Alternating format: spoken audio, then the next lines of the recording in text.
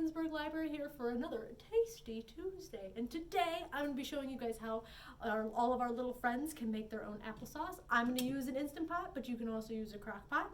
And then we're going to use our applesauce to make some delicious apple spice cookies. Or if you're just interested in the cookies, you can go ahead and fast forward to this point and you can just watch it from there.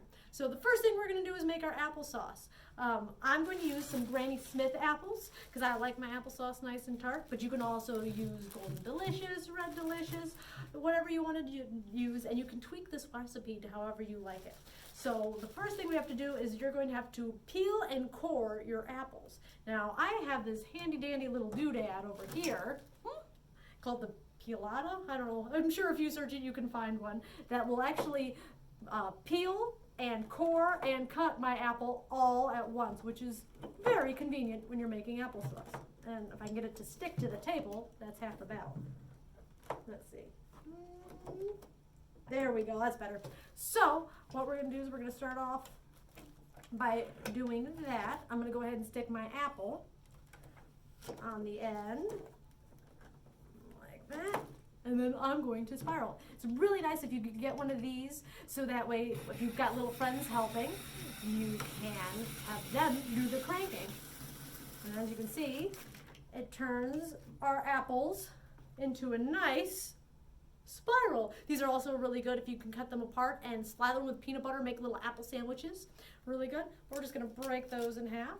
And we're going to do an entire 5-pound bag of apples. Or if you want to, even you go to the grocery store, you can buy a few different kinds and mix them all together. And you can have like a little apple salad inside your applesauce. All right, I'm going to swirl it again one more time, just so you guys can see it in action. And then I'll fast forward through the rest of it and we'll get to the fun stuff. Like that. All right, we're going to break it apart. Like I said, you guys might have to do it by hand. You can have your parents help you peel it and core it, and then if it's always good to let little friends do it. They can do it with a butter knife, which is pretty easy and safe for them to do.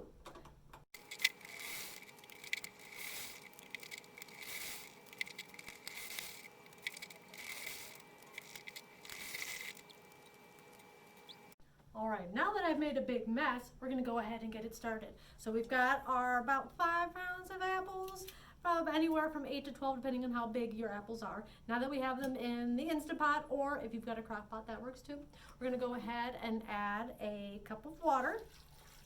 You can add a little less if you're using a crock pot, just because you don't need as much. Now we're going to add a teaspoon of cinnamon, because I really like cinnamon. So we're going to add a good teaspoon of cinnamon. Like so. All right, and then since I'm using Granny Smith apples, which are really, really tart, we're going to go ahead and add a ½ cup of sugar. Now you can add, if you're using really sweet apples like Gold Delicious, you don't have to add any sugar if you don't want to.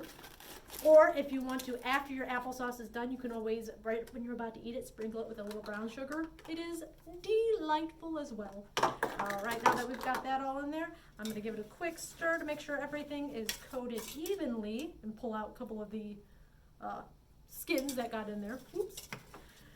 All right, now we'll get the Instant Pot started. The Instant Pot is going to be at high pressure for 8 minutes.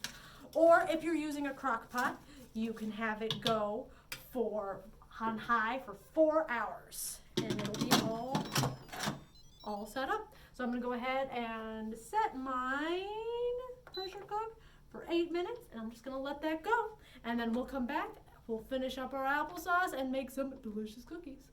See you in a second. Now that we've made our applesauce, or if you're just joining us now and you're using pre-made applesauce, we're ready to make some cookies. So once your applesauce is done, just got to give it a stir. Usually the applesauce just kind of falls apart and becomes applesauce. If yours is still a little chunky, you can always mash it with a potato masher or putting it in the blender, but mine usually breaks up, so yours should too.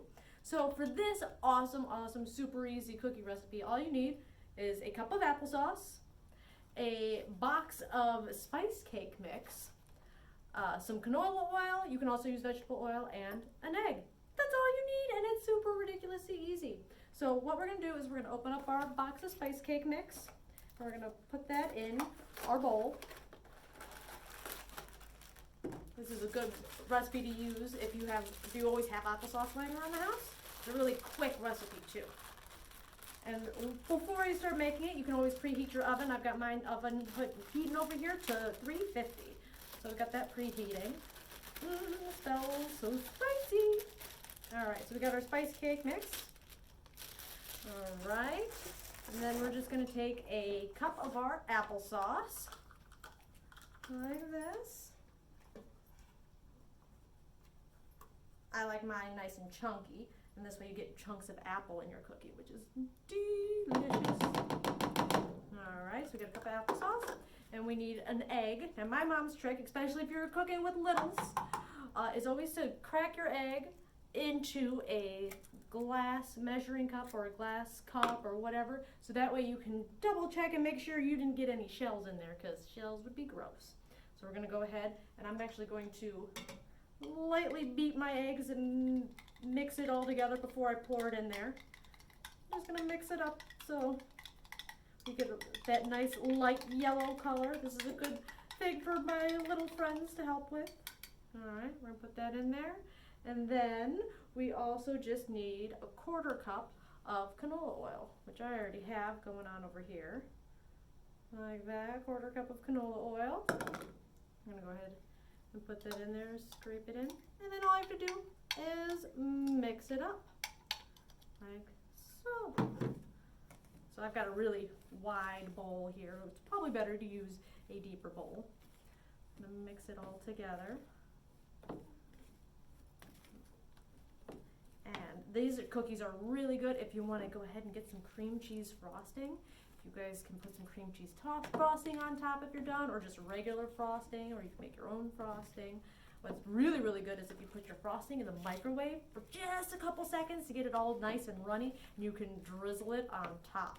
It is delicious, but really these cookies don't need that egg at all, because it's pretty sweet as it is. But if you want to add some extra sweetness and make them look pretty, you can always drizzle it on top. All right, so we've got our lovely cookie batter. It's a little runny because these are cake mix cookies. So what we're going to do is we're going to go ahead and I'm going to go put it on about 2 tablespoons worth on our pre-greased cookie sheet. I'm just going to glob that on there and make it a little round. I'm just going to do a few of them since I've only have my little oven today, but you can do a whole cookie sheet full of them. And these cookies are going to rise since they are made out of cake mix. Put them on there. And then add a little bit more to that one. And then we're going to go ahead and bake them for about 10 minutes. All right, and then we'll go ahead and come back and see what they look like.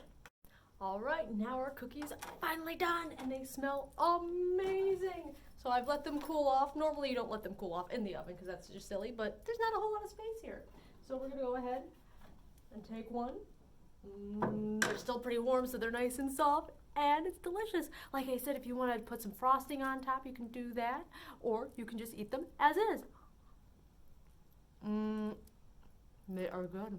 If you want to know what they taste like, they kind of taste like gingerbread and applesauce put together.